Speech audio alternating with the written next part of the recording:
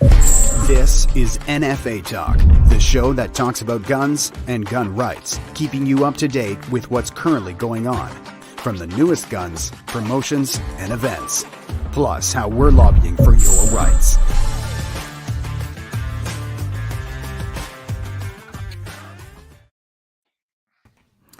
Hi, I'm Jordan Vandenhoff. Joining me tonight, I have Rick Iggersage and Blair Hagan, and this is NFA Talk. So we're coming to you because of the big news today. If you haven't seen it, because it's been all over the internet, it's been all over our social media. The Liberals have done it again. They have put an attack against legal, responsible firearms owners by now banning handguns and handgun transfers and sales in Canada. Hey Rick, hey Blair, how you guys doing? Good, Jordan. How are you doing? Well, I'd like to be better, but unfortunately, another day. You know, here we go. How am I doing? Well, I'm a little angry. It's not that I wasn't expecting this; I just wasn't expecting it today. But it's another direct attack on Canadian firearms owners, and it's just another step in their ploy to get rid of firearms in Canada. You guys should be used to being under attack by now. Yeah. I think everybody has to realize that this is just another very, very bad political move by a government that is in the throes of chaos. They are failing Canadians. They have certainly lost their way in Parliament if they ever had a pathway to what they wanted to do. They need to take the emphasis off their many failures in issues like the economy, in issues like freedom, generally speaking. I mean, we've got the Nova Scotia Mass Casualty Commission going on right now. We have hearings on the Ottawa Freedom Convoy, and this government looks very, very bad. So what do you do to try and deflect criticism? This is what you do. We knew it was coming. It's here today, and I think we should talk about the path forward. Absolutely. Yep. So Blair, I just want to touch on that. You said, we should be used to it. Actually, yep. I am. So I have a little tradition. Every time the Liberals start spouting off with gun control, or they're going to do this, or they're thinking about doing that, I usually spend the evening relaxing at the gun range and shooting holes through paper. Instead, tonight I'm with you guys and with the audience, and I'm going to vent to you guys tonight, right? So. I'm breaking tradition, but I think we really need to discuss this and let our members know that, hey, don't give up. Let's talk. There is a path forward to this. Yeah, and I'm like you, Jordan. I usually go out and buy another firearm, but now I can't buy a handgun. That's all done. So here we are tonight. We need to talk on our path forward. This bill is far from clear. We know that as of midnight last night, the Canadian Firearms Program will not be doing any more transfers. We know that basically what you have is what you're stuck with until you pass away, and then it will be seized by the government. So, what are we going to do? Well, that's the Liberal plan. Yeah. Should it come to fruition, that would be the case. But don't forget, this is a very old and very unpopular and very corrupt government. Okay, so can they reach that in the short time they have left in power? Well, obviously not. There will be some people affected by this very negatively, and especially people involved in estates. And I know here in NFA we deal with that a lot. We assist people with estates trying to explain the laws regarding the transfers of firearms. It's different now, and yes, people are going to be losing property. Heirs are going to be losing property in the short term. But we do have a path forward. We have a political path forward, and I guess we'll talk about that later. And we also have a legal path forward. Exactly. And I know we've been having those discussions very, very often today about how we are going to move legally. And I can assure everybody watching tonight that in the short term, NFA will have a legal response to this while we continue to work on the political pathway forward. Yeah, I just want to add to that as far as our legal response. We're not we definitely are in the process. We're not gonna let the cat out of the bag just yet. We don't want to give the Liberals any more than they have right now. But yeah, we're moving in a couple different directions right now, and we're gonna pool whatever NFA resources we have to fight this. We're not gonna go down without a fight. This is just completely ludicrous. This next step in Justin Trudeau's plan to ban all firearms in Canada. And that's another thing I want to comment on also. First he did the order in council, now he did the handguns. What's next? Semi-automatic shotguns? Believe me, there will be something next. I'm not sure what it's going to be, but they're on a path to ban all firearms. So I'm thinking probably some sort of semi-automatic ban next, which is going to probably include everything from 22s to shotguns. I don't know, but just for the people out there, you need to know that they're not just going to stop at a handgun freeze. I don't think. Yeah, sorry, Blair, but Rick, I want to touch on that, and you're absolutely right. Semi-automatics are probably next. The mainstream media is already signaling to the government that they want to hear more about the semi-ban. The announcement that Trudeau and Mendocino, however you pronounce his last name, this afternoon in Vancouver, the media asked, well, what's going on with the SKS? They're pushing for this. They're trying to drive this. Okay, next semi-automatic. What about this gun? What about that gun? And it was funny because the response of the government was they didn't say it outright because they don't want to run on the stores and they don't want people to go out and start buying like crazy, and especially since these guns are non-restricted, so they have no idea how many are in Canada, how many are circulating, and how many are still in stores. So it's funny how they danced around the question, but if you really look into it, you can see, the little hamster wheel going in Mendocino's brain there that's saying, we're going to do it. We just can't say anything now because we made that mistake with the handguns. Yeah, I believe they're waiting for something else to happen. That's the way the Liberals work. They wait for something to happen. This mass casualty commission is just finishing off, so they throw this handgun freeze in. The Liberals take advantage of tragedies in Canada and around the world. To use that so they can move their agenda forward. And I'm sure whatever happens next, whether it be in Canada, United States, or elsewhere, they're going to come up with some other thing to seize more firearms. Well, nobody's under any illusions anymore. Okay, no. Nobody trusts the Liberals when it comes to firearms. They've totally lost on this issue. The people out there are thinking, well, I'm just a regular middle of the road guy. I'm not particularly extreme one way or the other on the left or right. I just want to enjoy my firearms. I remember back in the 1990s coming and saying, well, no, I mean, this is reasonable gun control. We don't want to take your guns. We have no plans to do that. And, and some people going, well, I guess I trust them at that point, and that was 25 years ago. But today, right now, nobody believes anything they say about this issue. Everyone in Canada knows it's political, whether you agree with their agenda or not. This has nothing to do with public safety. This is about punishing probably the most law-abiding segment of the Canadian politician. Why? Because they don't vote for Liberals anymore. Exactly. So. And the chiefs, at the hearings yesterday, some chiefs of police made that comment too. They're chasing down this handgun freeze from law-abiding firearms owners, but they're not chasing the real problem, the real crime, the stolen stolen guns, the guns that are smuggled into Canada. They're not touching that. And the chiefs of police made that comment also. They said, they need to spend more of their resources that way, but they're not.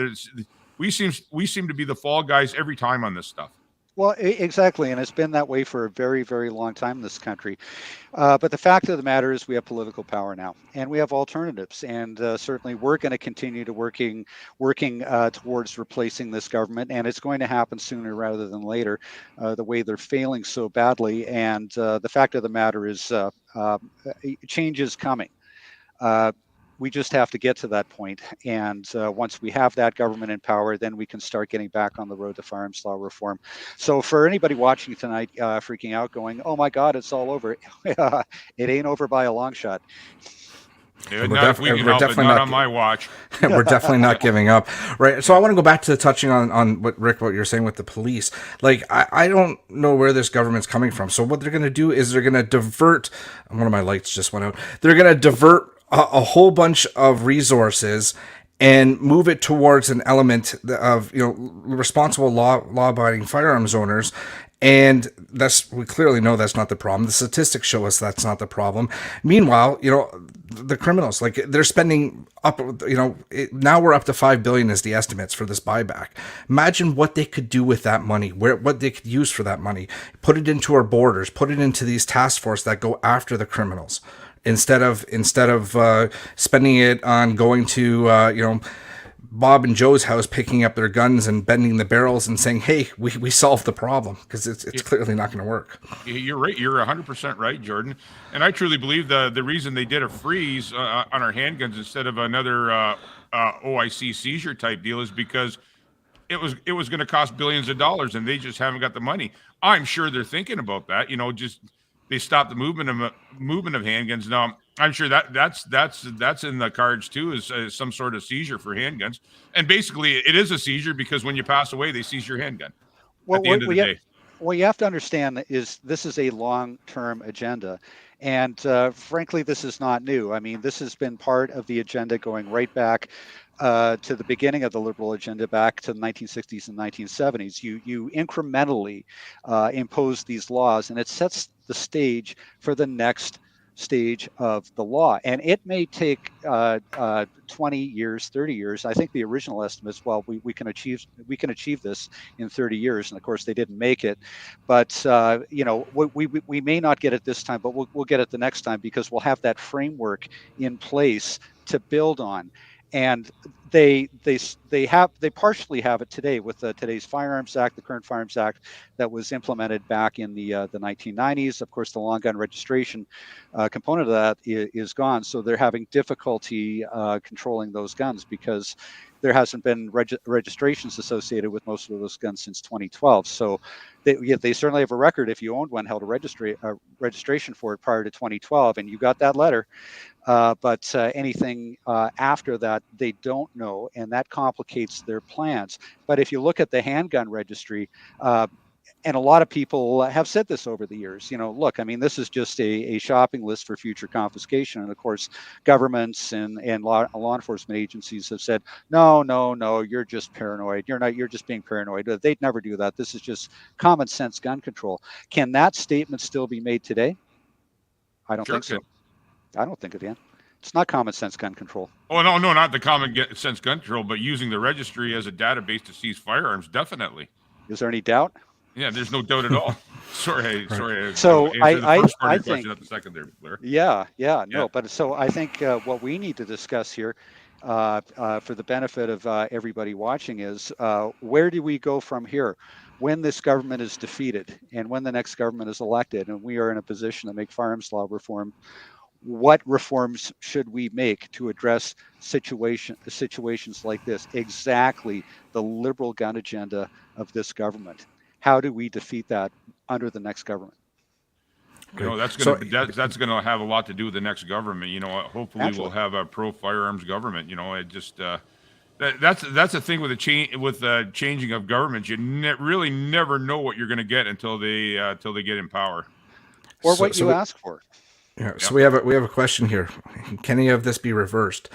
Absolutely. 100%. Absolutely, right. It's not over. It's definitely not over. Is it going to get reversed with the Liberal government in power? No, probably not. Is there a chance that they might overturn some of the items in C-21? Yes, but is it really overturning anything? Because they're still, for example, like they're right now they're talking. They might expand on elite shooters in Canada. And now they're saying, it's going to be IPSC, and maybe they'll add the cowboy shooters in and a couple other disciplines. What about everybody else that just goes to the range and shoots targets for fun, just for general practice, right? Yeah. The NFA will not condone that. There's no reason why an IPSC shooter is any different than a shooter that just likes to go down to the range every Sunday and enjoy his firearms. this elite shooter stuff, this Olympic shooter stuff. You know what? I'm gonna probably go against YouTube standards here, but it's bullshit. It really is. All it is the liberals trying to appease small groups of people, to make so not as many people are mad at them. That's my take on that. Well, this is typical liberal divide and conquer tactics. If we can get support for our efforts here from groups in the community, it'll show that, hey, shooters are on board with this. Hey, that they understand and accept this. We are making provisions for legitimate use of this. We're not trying to destroy sports or culture or anything like that. We're trying to make exemptions for them. And I don't think Canadians are going to buy into that. I don't think the shooting disciplines in Canada are going to buy into that. I think they see the path forward in defeating this government and returning everybody's rights and property. I don't think those divisions are going to happen, because the fact of the matter is, nobody's elite in Canada. We're all the same. It doesn't matter what you do. If you shoot IPSC, IDPA, or if you just like to shoot informally, okay? We all have the same rights and freedoms. So I think that's important to remember, and it's important to assert. You may think, well, I'm an elite IPSC shooter, and I've been doing this for 20 years, and I feel I have a legitimate claim to this. You have the same claim to as every other Canadian has. You're no different than the rest of us, and you need to get on board and join us in fighting this and defeating this Liberal government. Like I said, the NFA will not condone any of that. There's no elite shooters in Canada. No. So there was another question that came up about the OIC challenges that are going to actually be coming to court soon. From what I hear, to answer that question, that's a totally separate issue with the May 1st OIC. Now with the handguns, we're going to have to start. Well, I mean, the lawyers are going to have to look into it and see if there's a way that we can challenge this one, and it's going to be a separate. So. That being said, look how long we've been waiting for the May 1st OIC.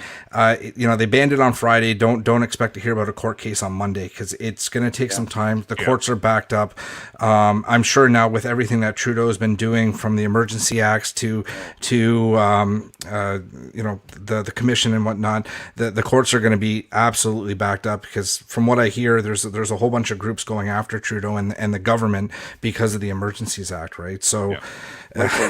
We have to get our place in line at this point. And you know what? We're not going to jump into anything too quick. If anything we do is going to be well thought out, it's going to be well researched for the path we decide to take. We're not in it. We're not in it to get out there first with this stuff. We're in it to make sure we can come up with something successful to get rid of this handgun freeze.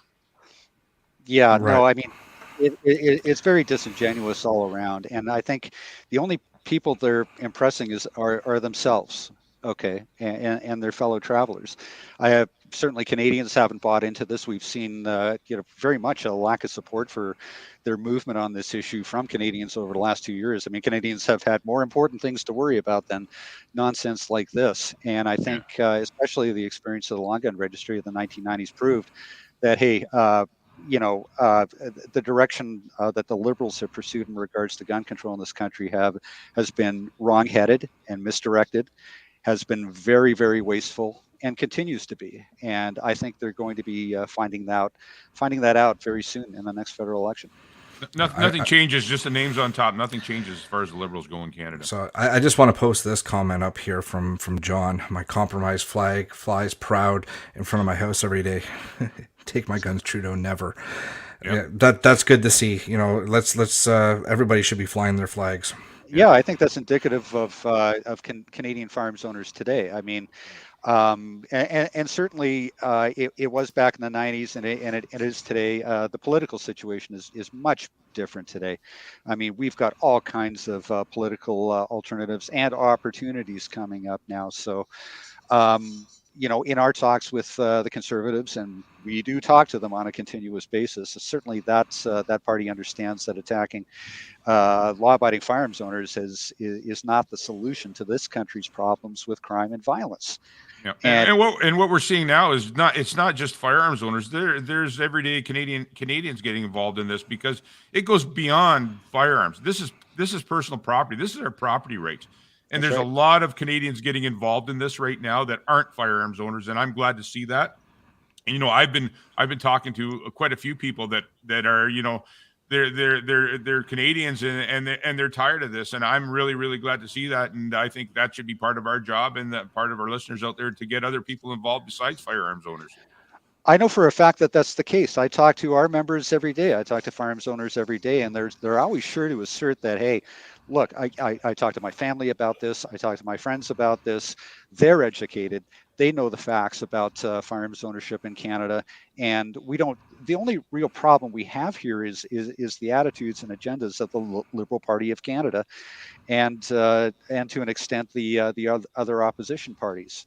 Okay, it's not Canadians that are the problem here. It's politicians. It's politicians with agendas, and frankly grudges. Because don't forget, we defeated a good part of the liberal legislation, the hallmark liberal legislation of the 1990s that was supposed to facilitate exactly what's going on right now, and did not and could not. And I hate to say it, but this is their revenge on the Canadians who stand opposed to them.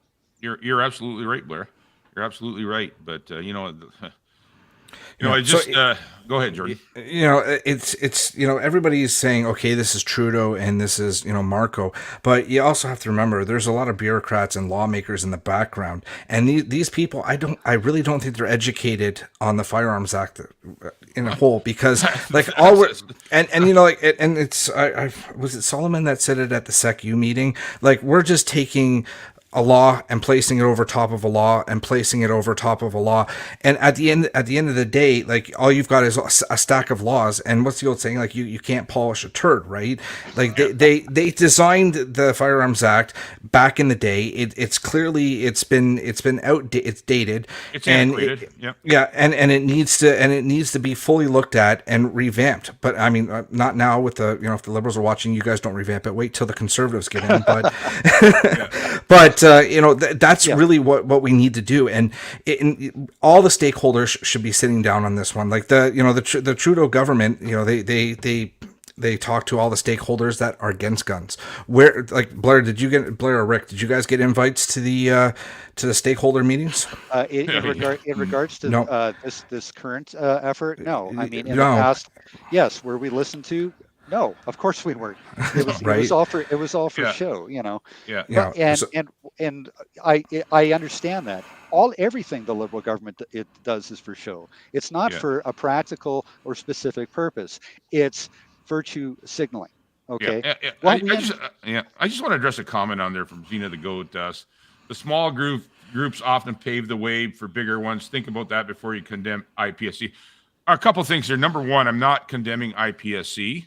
And the NFA is not condemning IPSC. I'm making the point that all shooters in Canada are equal, and that even how does a young shooter get involved in IPSC and get the proper equipment if this legislation stays in place? It's impossible. IPSC will stay with the group of members that it has now, or whoever they can pick up, but what about the young shooters? And that's what the NFA is concerned about, the younger shooters, the people coming up. My nieces and nephews that are 8 or 9 years old right now. What about them? How are they going to participate in any so-called specialized group in Canada? It's not going to happen. It's basically a brick wall. You're either in or out. So. Yeah, like I say, I'm not beating up any groups, but I just wanted to make that clear with everybody. No, IPSC shooters are not a problem. I don't think IPSC shooters see themselves as some sort of elite that needs to be protected and served by the legislation. I think they feel the same way as everybody else. Yeah. Okay, but understand that this is a deliberate liberal attempt to divide the firearms owners so that some people retain special rights and others, well, you don't have any legitimate claim to this. No, we're all in the same boat here. Yeah. Just the only recourse for this is to get rid of it at the end of the day, and that's going to be our path. We're gonna pool whatever, we'll use all our resources to make sure that we put an end to this, and that is where we're coming from, and that's a fact. Exactly, and we everybody understands that. It's not a case of, well, we got to do a court case on this, class action lawsuit on that. Everybody knows what the solution to this is, and that's where I get back to, what about the next government? Because we will be pursuing firearms law reforms to try and fix everything that's happened over the last 7 years of Justin's government. Let's throw it out there for the benefit of our viewers here. What should we do? Let me throw something out here for discussion. I'd love to see comment on this, not only from us on the panel here, but also from people watching. Shall we end the registration of handguns in Canada? Not everybody at once. Yeah, don't everybody jump in at once here. Well, first of all, I mean, it's purported to be there for, everybody knows the story of the registration of handguns in Canada, brought in 1934 to prevent Bolsheviks and other ne'er-do-wells from having access to firearms. Yeah. Basically used over the years to deny access to various ethnic and political groups, certainly during the Second World War, where Canadians of Japanese descent had their handguns seized and confiscated because they were basically considered enemy aliens. I mean, their citizenship was disenfranchised, their property was confiscated, and that included firearms as well. Basically used as a political football by every government since the end of the Second World War to try and control access to and the number of handguns owned by Canadians for various different reasons. Current times used as a means of, well, we have to keep guns from getting into the wrong hands. Apparently, despite over 80 years of handgun registration in Canada, they still get in the wrong hands because they can be smuggled in, they can be stolen, which is the very smallest part of guns used in crime in Canada. Very rarely are they stolen. Sometimes they are, just like any piece of property can be stolen, but mainly smuggled into Canada, and sometimes the advent of new ways of manufacturing firearms, 3D printing and that sort of thing. So, but does handgun registration serve any purpose for public safety? I mean, really?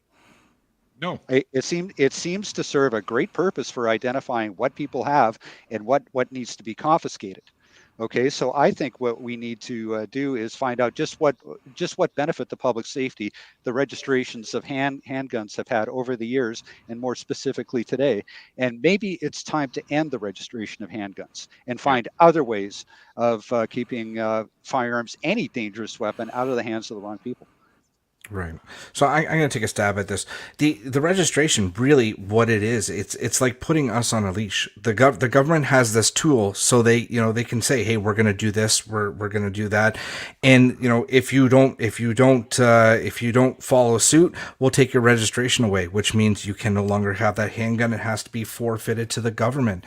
When they call these firearms in because they deem them too dangerous, they know you have them, so it's another tool for them to bring back these guns. Like, it is, at the end of the day, with this registration, is this really our property or is it the government's property? And we're just holding on to it, right? Yeah, and the same thing with classification. It's all classification of firearms is just get rid of firearms by attrition. The 12.3, 12.2, 12.6 licenses are all your firearms are gone the day you die. It's all these little things the government imposes to control us and know what we have in our possession. That's all it is. And what benefit has it had for public safety? Shouldn't that be demonstrable? In my opinion, there's no benefit to public safety. They're approaching it in the wrong direction. They're not going after the smugglers, the thieves, the gangbangers. They're going after law-abiding firearms owners that don't commit crimes. There is no benefit to public safety. Well, you know what that is, Rick? It's easy for them. That's right. That's the easy path. right? And they've proven that.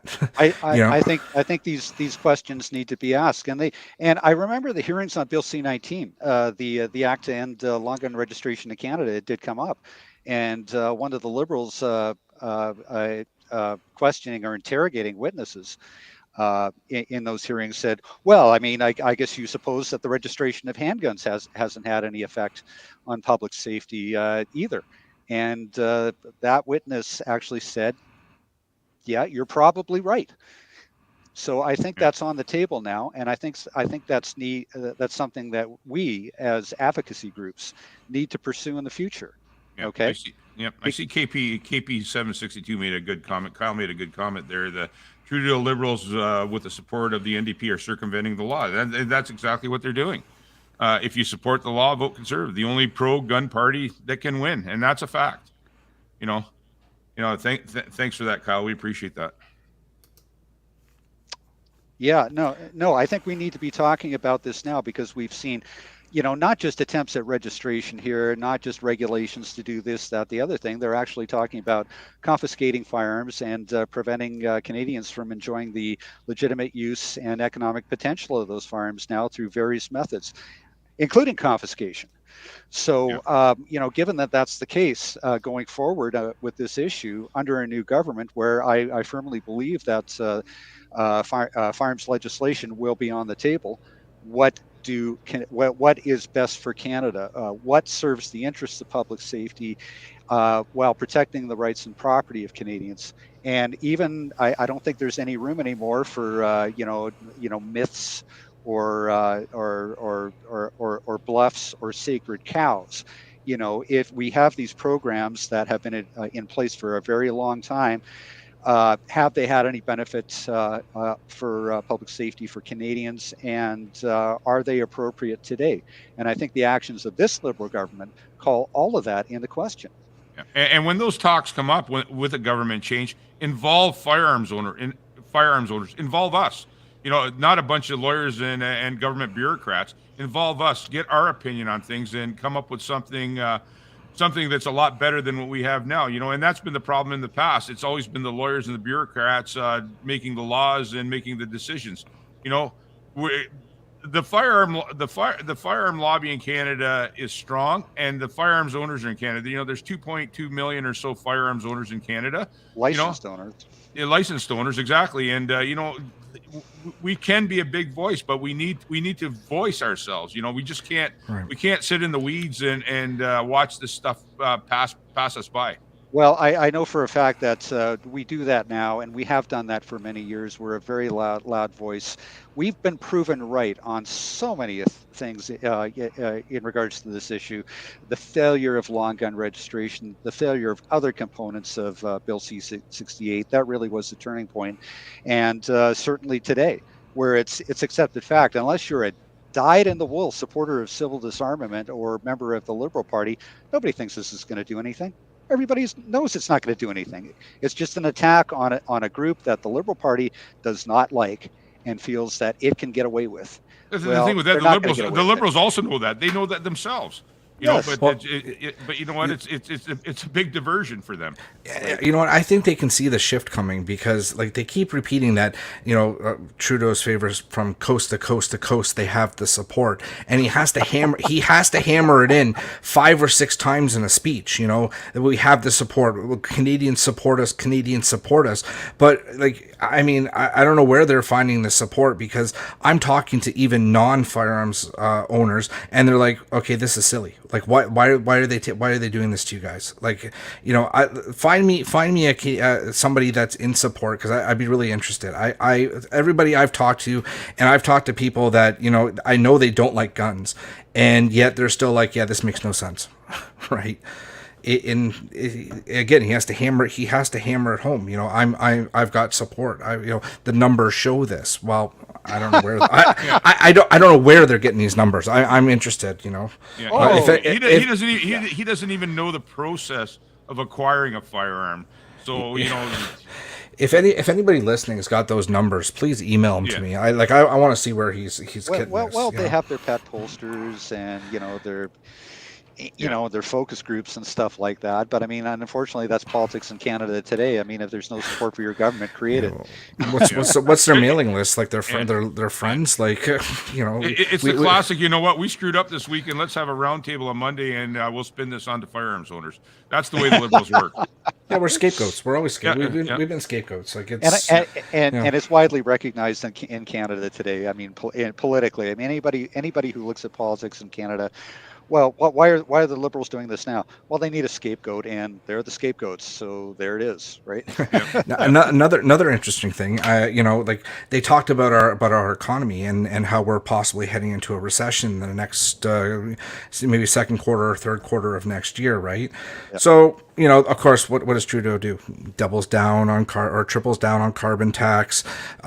You know, everything's going up. All costs are going up. The banks are upping their interest rate. So what's the smart thing to lead Canada out of this? Let's spend $5 billion buying a bunch of guns back from firearms owners that have proven they are less likely to commit a crime, and you know all they want to do is be left alone. Let's spend that $5 billion and let's let our economy tank. I'm seeing a comment here from Philip, where is it here?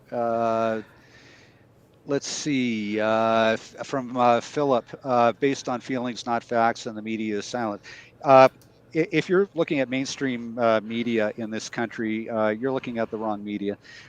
Mainstream media in 100%. Canada was bought and paid for by the Liberal Party of Canada, and will communicate their message and their message alone. I mean, there is no investigative journalism. There is no questioning of Liberal agenda, certainly on firearms. They are there to advance that agenda. And, you know, it's a shame that we had to come to that conclusion that, hey, you know, the mainstream media, should we talk to the mainstream media about this issue? And we do, and we have in the past to a very great degree whenever we have been given the opportunity.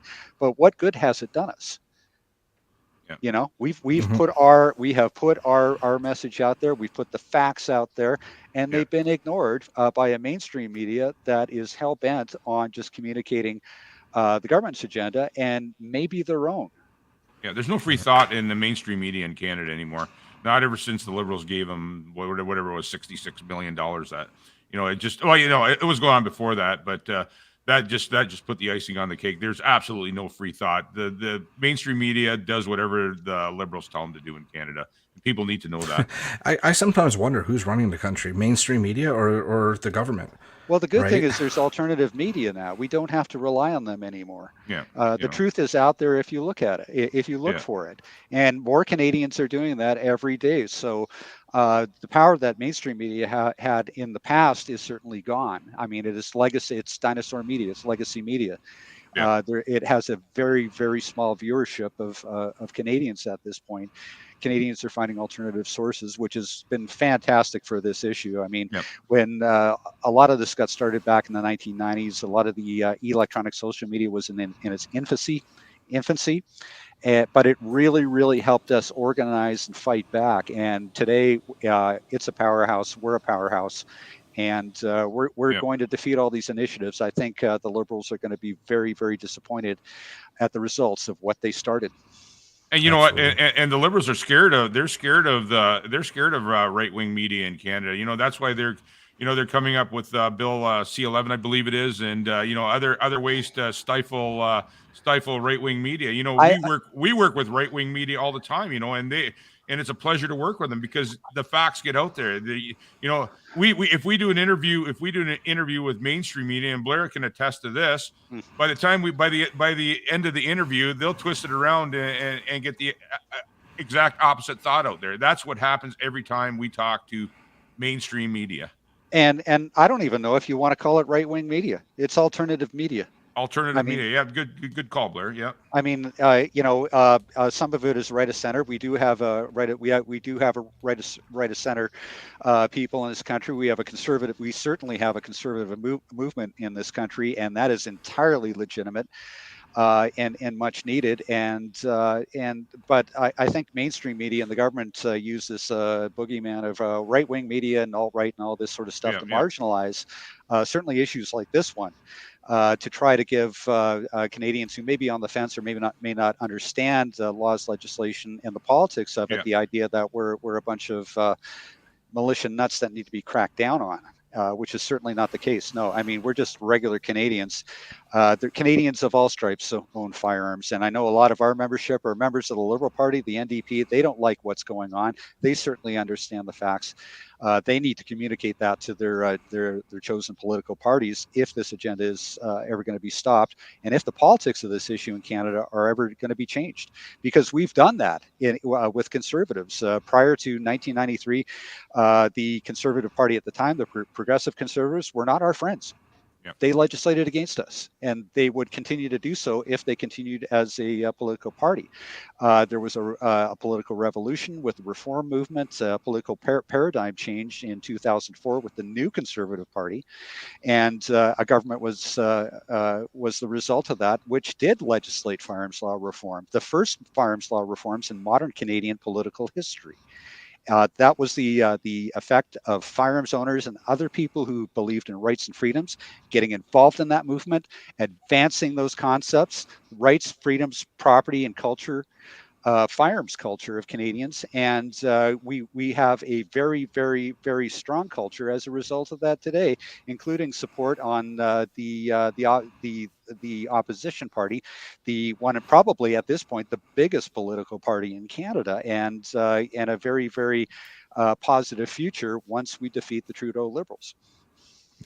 So IPSC, yes, it does. Right now, it does. There might be a change, but right now, it does. Also, a couple questions coming in through the different feeds and the different channels that we're streaming to. If you have already purchased and had a transfer started prior to this morning, before 12:01, they've already stated that yes, it's business as usual. That process will go through. You will be granted that firearm.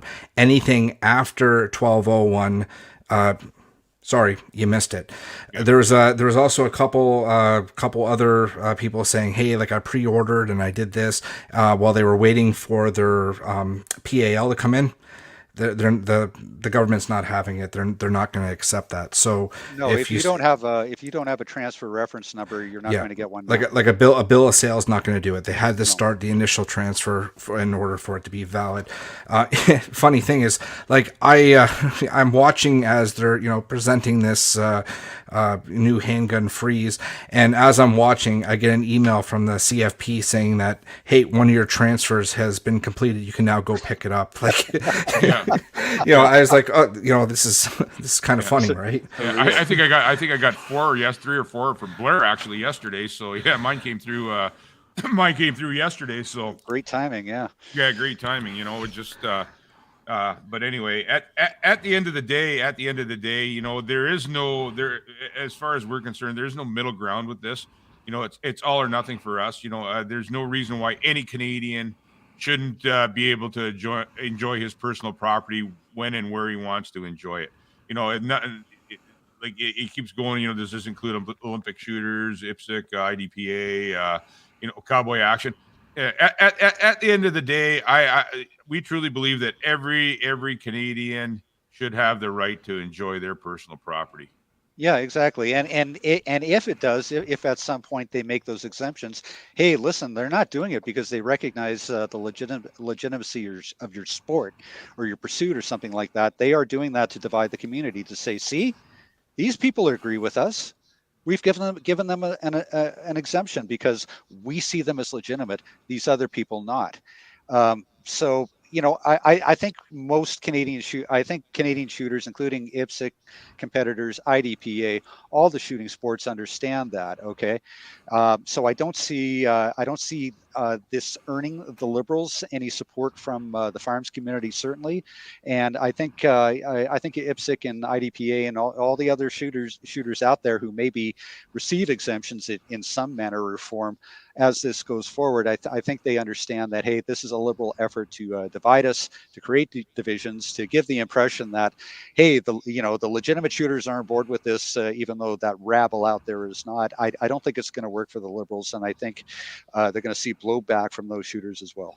Yeah, let's all of us get into this fight and move in the same direction. And they're intentionally trying to split us up. And Blair made some good comments there. They're intentionally trying to split us up by giving us little tidbits. You know what? We don't want to be split up. We need to all get together and move in a direction to get rid of this. It was the same back during C-68, and we saw those tactics as well. But I mean, at that time, firearms community was resolute. There was no trucker trade. There was no negotiating for exemptions.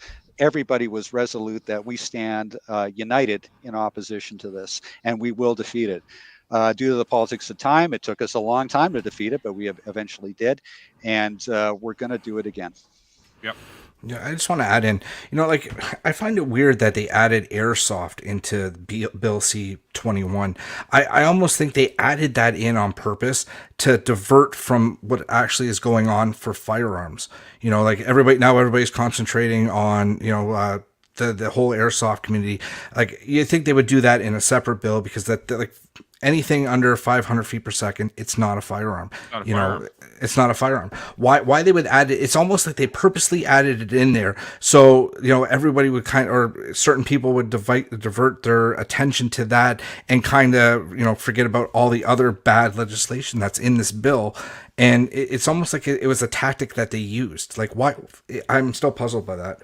Yeah, I don't know how you guys feel about it, but yeah, during the meeting yesterday too, that one inspector from British Columbia made the comment that some airsoft guns can be readily converted into firearms, which is a biggest crock I've ever heard. Anybody that owns an airsoft gun or has had one apart can see that there's no way that happened. There's no carrier bolt assembly. There's no trigger group. There's not even a barrel with a chamber in it. So it's all liberal rhetoric is all it is. But when you're wearing a uniform and you got the hat with the gold egg on the brim. Yeah. You don't have to be an expert. it might be possible, but you got to think these things are plastic or very, very soft metal. So the first time you pull that trigger, the whole thing is going to go kaboom, right? They're not designed to handle that kind of pressure. Is that the biggest source of crime and violence in Canada today? No, it doesn't even rate. Yeah. Come on. You imagine the headlines, Canada's out of control. They're running around with airsoft guns.